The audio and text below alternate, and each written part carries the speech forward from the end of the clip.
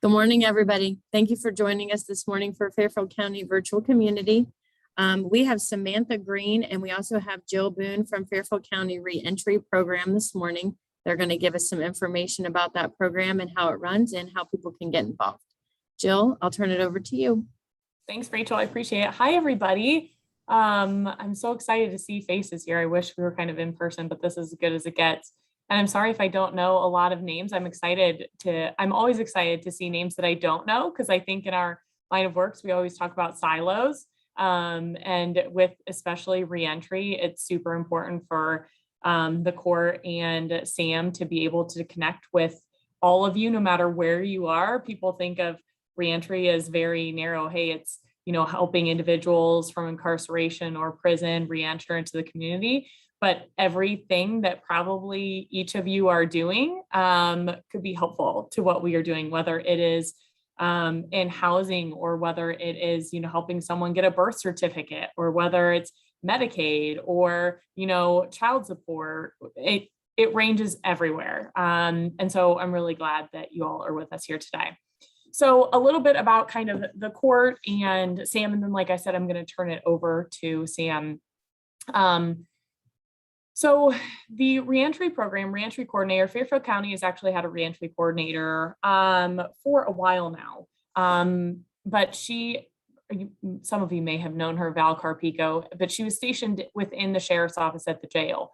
When she moved on, sadly, we love Val, but she's still doing this line of work, except on a national level, which is really exciting.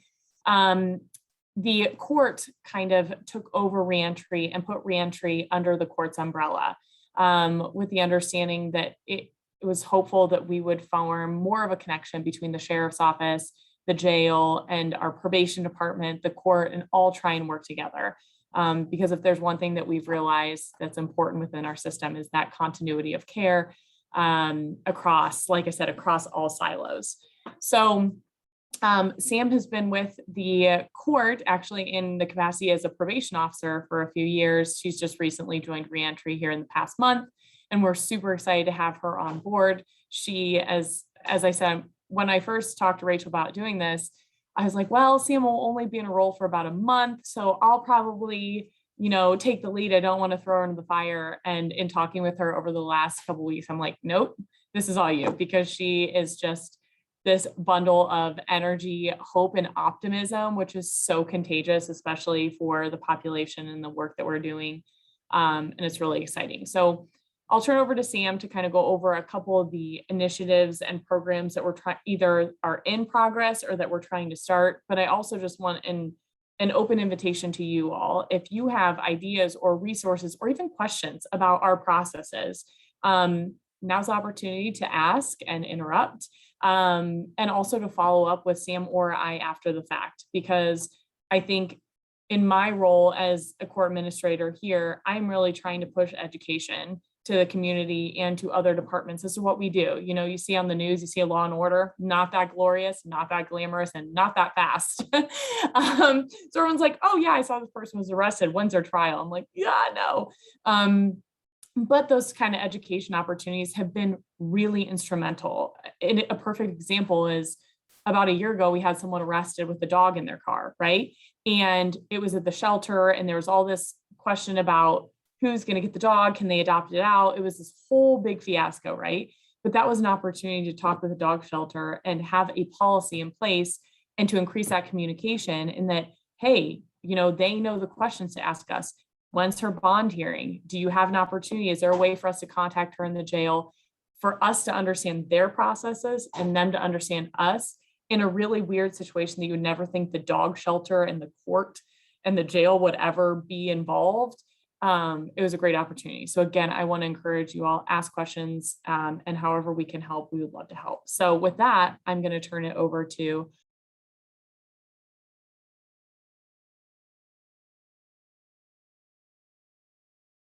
She set me up for that because she muted before she said it. I'm Sam. Nice to meet you guys. Jill kind of gave the overview of everything, basically. A few of the things that we are trying to get up and running or enhanced or anything in that nature, is including the Stepping Up program, the Father Factor program, STAR classes, Connection West. I've recently made connections, I'm sure they were already there, with 211, Ohio Guidestones, with Pastor Tom, different book programs, other programs in addition to that, and then the VIP stuff. So just an overview of each one of those, just so you guys are kind of aware of what each of those are. The Stepping Up part is regarding the mental health population that is incarcerated. So we're trying to work with them to come up with solutions to dealing with them instead of putting them in a incarcerated situation. So that way they have a better chance of succeeding and dealing with the criminal justice system as well. The Father Factor program is something I'm trying to implement in the jail population. It's specific to any man that is incarcerated that has a child. So it's just kind of implementing some extra programming that could be beneficial and help them to when they get out of incarceration. The STAR classes have already been active in the jail. There's been a lot of brick walls a little bit along the way with that because of COVID restrictions and the amount of people that they're allowed to have in the classes due to the safety concerns and things like that. So we're trying to eliminate those barriers from happening so the classes can be more successful and we can reach all of the incarcerated population that's interested in that. I apologize for the noise, guys. I'm also linking with Connection West, who is a local place that offers a lot of different programming and different things in that nature to help with programs for our offenders or people that are on probation as well. So that way they can be more successful out in the community too. With Pastor Tom, I'm working with him as well to enhance the programs that he's already doing in the jail, and also linking with other agencies and different entities to offer help to our inmates, which is consisting, as of now, the project is getting some extra funding so we can possibly get books for them and possibly help with their commissary needs or their basic whites needs. If once the door is open for the programming opportunity, there's going to be a lot more to come when that's available. The VIP is just something that I work directly with the prison population to get them connected with me or any resource that they may need to be successful when they get out of prison. That's kind of the overview. I don't know if you have questions or need any more information, but please let me know if you do. Samantha, can you put your information, and Jill maybe too, in the chat, like your email addresses, so that people can get a hold of you that way too? I've been doing a lot of work with Connection West, and they have a lot of great programs, and I'm excited to hear you say their name because I think they're going to be a big asset and be able to help you guys out with the programs that you're running. And just in general too, to piggyback on, what Sam was saying is, I think probably for our reentry community, and Sam, jump in if you can, if you want, or to correct me. So I think the biggest barriers to reentry that we're facing right now, that I'm sure in your line of work you see too, is affordable and safe and sober housing. Mm-hmm. Transportation. I think public transportation here locally and throughout the county, because as you well know, we have some people from Reynoldsburg, Pickerington, Canal, all the way down to Lancaster and our more rural areas, and finding ways for them to report to the court and drug tests as they're supposed to, report to their probation officer, attend counseling. But oh, by the way, you have a suspended license. So a lot of that population is determining whether to drive without a license or whether to get a warrant issued for not reporting. And so when we say reentry, Sam knows that there's kind of an old school philosophy out there, or joking term that they say, oh, reentry is quote unquote hug a thug, right? That is what Sam hears often, and the criticism that the court gets a lot of times. And reentry does not mean a lack of accountability. In my philosophy, reentry means giving individuals a meaningful opportunity to be held accountable. And if we are asking individuals on probation or supervision or from jail or prison to do certain things, if we don't set them up for success, if we are setting them up for failure, and that is just going to be part of this cycle of book in and book out of the jail. Our probation director often says, regardless of how you feel about the individual who committed the crime, unless they have committed capital murder, they are getting out, right? They at some point are getting out. That is non-negotiable. That's just the reality of it.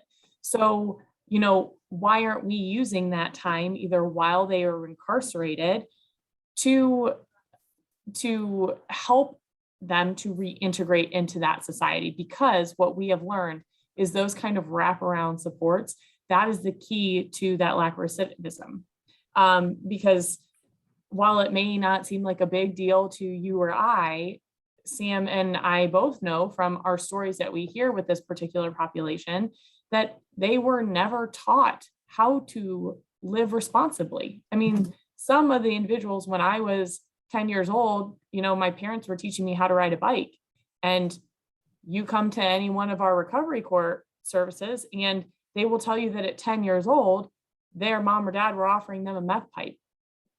So we're going back and teaching that 10-year-old how to function. And that is kind of the part of reentry that I don't think people understand is it's just, hey, Sam and I have regular conversations with law enforcement. And I think law enforcement have really come to appreciate and recognize the importance of reentry because they are often put in positions where they're serving as de facto mental health or substance abuse counselors, or they get tired of picking up the same people over and over again, where they're not bad individuals. They just don't have anywhere to go. They don't have a support system. And if we as the court or probation are encouraging people to change their people, places, and things is what we often say. But the only people, places, and things are those that are very unhealthy emotionally or physically for them that we need to try and help, reintegrate them into healthier habits. So that's kind of where we are. That's a criticism that we face a lot. And that's why I've been doing a lot of work of trying to educate in that we are very big proponents of accountability because people will tell you, those in recovery will tell you that while they were actively using, they were dangerous, right? They weren't reliable. They weren't trustworthy. They would hurt you to get their next fix, right? It's how do we maintain that sober person? And they will tell you, a lot of people will tell you, jail or prison saved my life. That was my low. I needed that. So it's kind of the carrot and the stick component that we see a lot here at the court. So that's just kind of my 2 cents. I've also been doing a lot of calculations. One of my big projects now is, monetizing the overall cost of a new felony case as it relates to the judicial system. And just from a random sampling of about 30 cases, you're going to have an average case cost per new felony just to disposition of anywhere between $6,000 and $12,000, right? So that is just the court costs, not investigative or anything like that. But the cost of housing someone in jail is about $80 to $87 a day. And so my philosophy is, yes, if I can spend the $30 through reentry to get someone work boots to allow them to maintain stable employment, and that's going to help them avoid a felony case, I'm going to spend that $35 as to compared to the $8,000 that it's going to cost to book them into a jail and start the cycle over again. That's kind of where Sam and I come from. So I don't know, I have some questions in the chat. Sam, do you have anything that you want to add? The only thing that I want to add is that this was actually information that I got from a meeting yesterday, but during the COVID situation and the pandemic assistance that's been available for people, which is all populations, but there has been more success. And it really intrigued me yesterday when she said that, because she said that basically when you give people the right resources, they make the right decisions. And it was so heartfelt, and it hit me in such a way, because that is so accurate. And that's exactly what I feel that reentry is doing. because they want to be successful. They want to have better lives. They don't want to continue this cycle of incarceration. So if we can give them, you know, any type of ability to make those decisions on their own, or have resources at their hands where they can choose what is fitting for their life to be more successful, that's what I want to do, because they will always make the right decisions when it comes to that if they have the abilities. And the bus pass situation, I'm going to make a better connection with the public transit and see if there's any other opportunities that we have.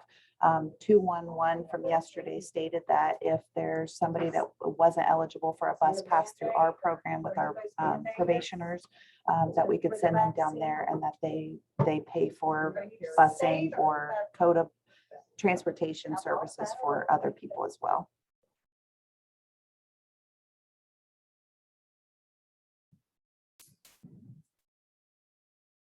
Does anybody else have any other questions? If you do, feel free to unmute. You don't have to put it into the chat.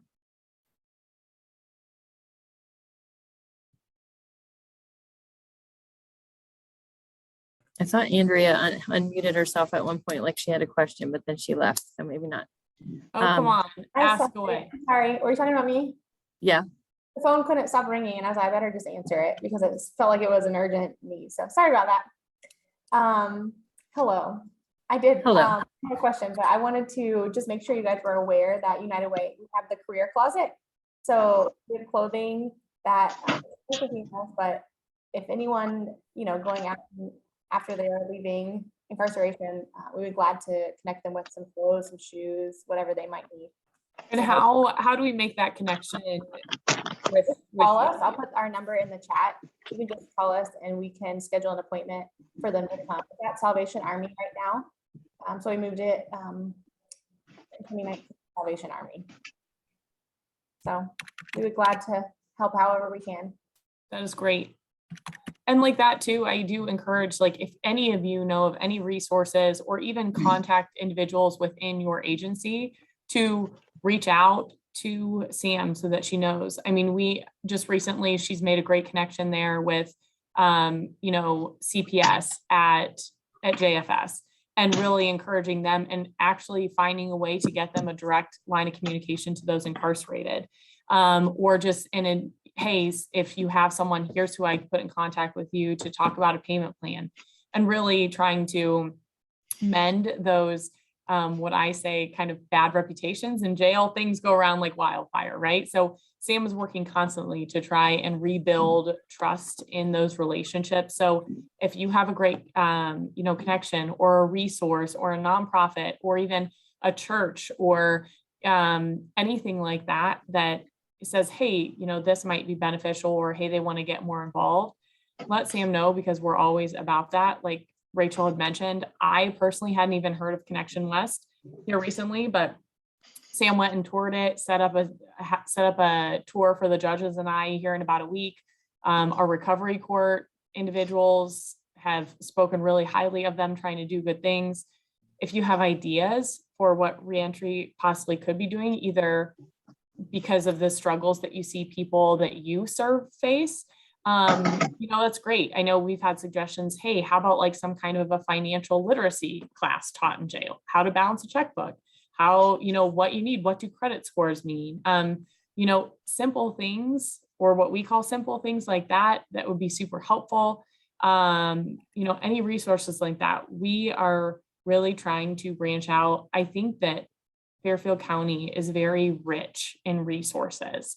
I think one of the issues is that a lot of us aren't aware of what each other offers. And that's why I'm so grateful for Rachel for, you know, setting up these virtual communities, because if nothing else, Andrea, like that number you just provided right there, Sam is like, this is the greatest thing ever, right? We would have never known about that. And maybe we should have known about that because it went out in a newsletter, but we all know how many emails we get a million times a day. And so these kind of connections is so helpful, especially to reentry. Sam is always looking, because, you know, one of her missions, for example, one of her missions is, I'm going to try and touch base with pretty much every business in Fairfield County and ask them whether they're willing to hire someone with a felony record or someone on probation. And if they say no, I'm going to do my best to convince them why. That might be a good opportunity. And to have this list of quote unquote, friendly or businesses that are willing to engage in that conversation and take those risks, or landlords too. So any kind of connections like that, I think Sam is really trying to be an ambassador for the court and for our people that we serve. The other thing I wanted to say was I really, really liked what you said about unless they have a capital murder charge, they're going to be coming out into the community. I think that message is great because people, why would we not want to help them be better when they get out? So I just wanted to say that. But I think that it's so much, and I think in general in our society right now, there is a tendency to create these false dichotomies, right? Either you are pro reentry. If you're pro reentry, you are anti-law enforcement. If you are pro helping someone, you are anti-victim, right? And it is just not that way. In my opinion, the best way to assist a victim of a crime is to make sure that the defendant is set up to never do that again, right?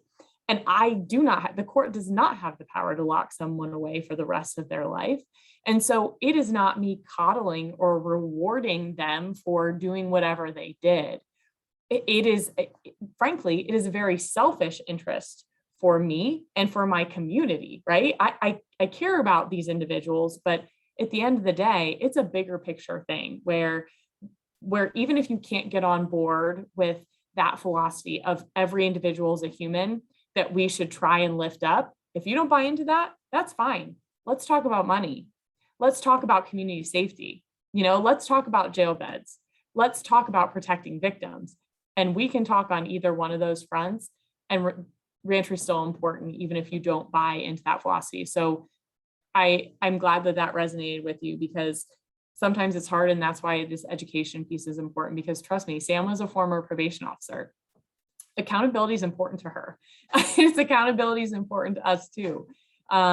Because we have learned through many conversations with people in reentry, with people on probation, that they have told us, hey, listen, this is how I got here, is that my actions when I was younger, they never had consequences. So if you're going to let me to continue to get away with the stuff that I'm doing, I'm going to keep doing it. So sometimes part of reentry is, hey, listen, you probably need to go to jail, or, hey, I need to talk to your probation officer because you're really struggling, or you really need to inpatient, or, I think accountability is part of treatment,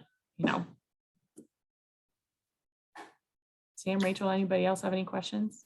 I have to say too, I completely agree with every single thing that you're saying. And I am pro people and potential. I just had a meeting with a couple of the girls here this morning, and that is the why I do what I do, is that I believe that there is potential in every single person, regardless of what has happened to them. And like you said, if we don't help them with the resources they need, the things that they do are going to continue. And that's huge for us. So I appreciate you guys being here, because people that are on the same wavelength as us for empowering people is always really refreshing. So yeah, I appreciate that a lot. And I think it's hard too, because probably in similar ways, we are dealing with a very vulnerable and fragile population. Mm-hmm. And I talk to our people all the time about the importance of what we do, in that, sometimes I think if we make the wrong judgment call, or we, forget to do paperwork, or we don't answer the phone, or we don't really pay attention to some red flags, I say, this isn't we're not in kind of like the restaurant industry where we get someone's order wrong and oops, they have olives on their salad when they don't want olives. Instead, it is, okay, this is life or death, for literal life or death. I mean, the number of people I know that Sam has had on her caseload that she's gotten the call from law enforcement that, hey, sorry, but this person's not going to be reporting because they overdosed last night. It's those kind of things that in both of our professions, I think there's a significant level of burnout associated with that. But then for every one of those stories, there's also one that you're like, right when you need it. Sam just came up the other day and told me one, right when she's like, I just started crying. You know, it was a guy in the jail, and it was just one of those things where she's like, this is why we do what we do, that for every 10 that we may lose, you know, there's that one that this is why I'm there for. And I think that's really important.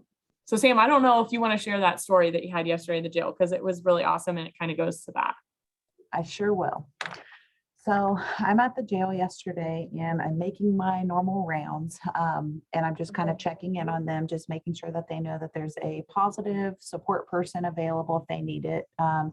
They'd love to hear that somebody's there. So I'm walking around to the glass, and there was this gentleman standing there, and he was waiting patiently to talk to me. So I walk over to the glass, and basically he's like, hey, so what do you do? And I'm like, basically I do the reentry stuff. So anything that you may need or anything, let me know and I'll see what I can do. So basically he says, well, I'm getting out November 7th. And he's like, I don't have anybody. And I'm just like, you have me. And I said, and we're going to do this. We got this. And he just starts crying. And then I'm like, I'm trying to like keep myself together because it was so heartfelt and emotional and he was probably in his 50s. And it just broke my heart because they just want somebody to be there and they want to do the right thing. They don't like suffering. And that is why I want to do this. That is like the key thing, because being in probation for over 12 years, I've seen so much pain and darkness and all of that stuff, but that's exactly what Jill's saying, is that we have to build them up. Like there's no other option. We're not going to buy an island, stick them on an island, and they're going to disappear. That we are not going to do that. And these are somebody's family members. These are parents. These are children. And it's pain. That's the only reason they're here, is because of pain. And so if we have the ability to be that one person or that one resource that completely changed their life, like just me talking to him meant enough to him. Well, that's not enough for me. I'm not going to stop until I get everything situated for him. So he's like so happy. I just can't wait. But that's what we're here for. Like absolutely here for that.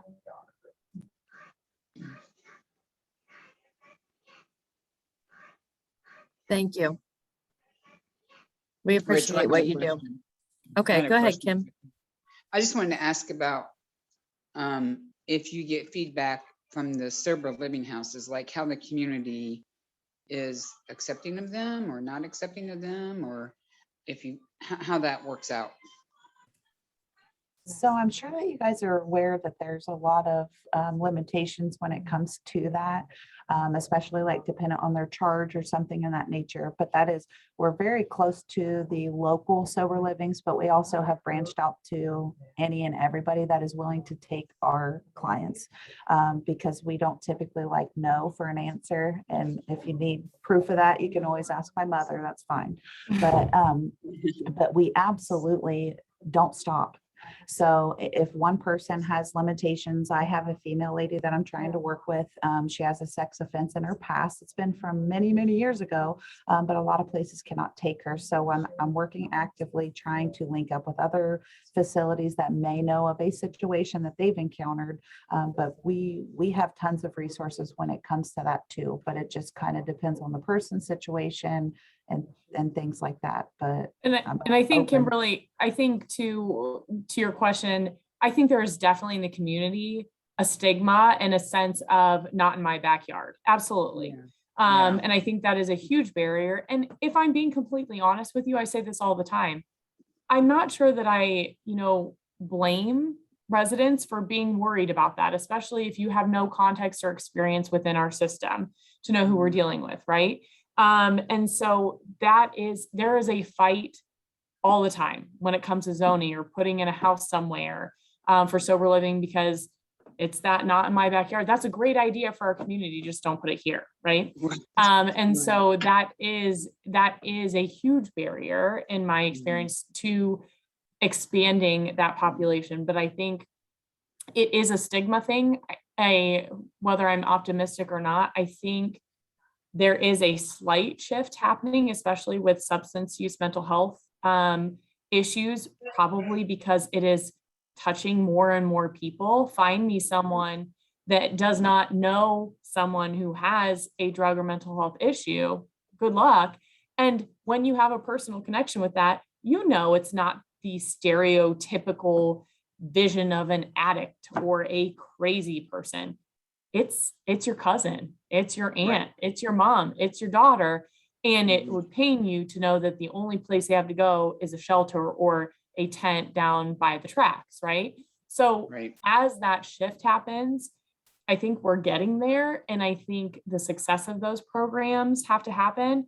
But unfortunately, for every one good program, there's probably a bad one. And when you have a bad program that does not hold people accountable or isn't actually functioning as a treatment facility or a rehabilitation setting, everyone points to that and says, I don't want that in my backyard, right? There's a huge fight when Pearl House went in. And since then, I think it's been pretty quiet because it's a pretty successful program. And so I think it's one of those things where you just got to get there. And then people will realize, wow, this is actually a really great thing. And look at all these success stories that we have been able to do. Because like we said, those individuals have to go somewhere when they're released. So the question is it safer to send them to the shelter where, you know, it's a shelter and chances are they're going to leave that shelter and there's still the equal chance that they're going to come break into your house as if they were situated in a stable, nice, controlled environment, right? That's the conversation that has to be had. But I get it for lawmakers, elected officials, neighborhood individuals, there is that general resentment there. But I think with proper education channels, we'll get there. Right. We, my husband worked at the prison. He's worked at a couple prisons as a drug and alcohol counselor.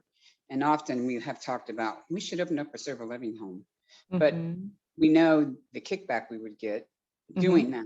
And at the same time, but you see the need, right? Definite need. At the same time, I feel like, why are there such control over it? It's a house with people who live in it. Okay, they're not related, but it's just a house. I mean, and like you said, it could be your brother, sister, mom, uncle. I mean, anybody. It's just a house in the community. But I totally am on board with all that stuff. I was just curious the backlash that you may hear about the sober living homes in our area. That was all. Absolutely. Yep. Can I butt in on that again? Yeah. Sorry. That it's just funny that we're talking about this because this is a conversation I just had yesterday with someone, and it was specifically about that because there was apparently a location that they were trying to implement a sober living home, and it was completely shut down. And what I feel from the law enforcement side of that or whatever is basically my experiences with people are not like a lot of other people's. They haven't heard of the things that I've heard of or seen the things that I have seen. With that being said, this was an example that I gave. My grandfather is very old school and he stays at home and he drills himself with the news and the negative things that are happening in the world. He's become completely afraid of the world and he now has anxiety. He won't leave his home. The perception of inmates or criminal people or crazy people, all of those things, it's because of fear. And if anybody knows anything, that fear is a liar. But these people are so gentle and they are so kind, but the fear and that stigma is so out there. And like, if you're laying in your room at night and you start seeing a shadow and the shadow starts really small and then it's like, oh my gosh, that's a person standing there. And then you flip the light on, you know, that's what's happened in society. And they immediately judge these people and have that fear because they don't know. Right. But I'm very hopeful that I am going to go walk in the community and fix that gap because that's right. They are our family. They are our friends. Why would we ever let someone fall? Like, why would we not help them up? And that's like the most crucial thing. But yes, and I want to weigh in, Sam, because the flip side of it is why I say I understand is that, you know, I wish and I've said this to our recovery court, and this is also an open invitation. I think our community would literally change overnight if every single one of Fairfield County residents came in and sat in on our drug court. We run it kind of like an AANA meeting. It's 12 people that are on probation that are doing well or trying, to get through. And the level of self-awareness and shame and vulnerability and accountability, I mean, it's fascinating. You can tell that they are deeply engaged in counseling, treatment, self-discovery, and trying to do better.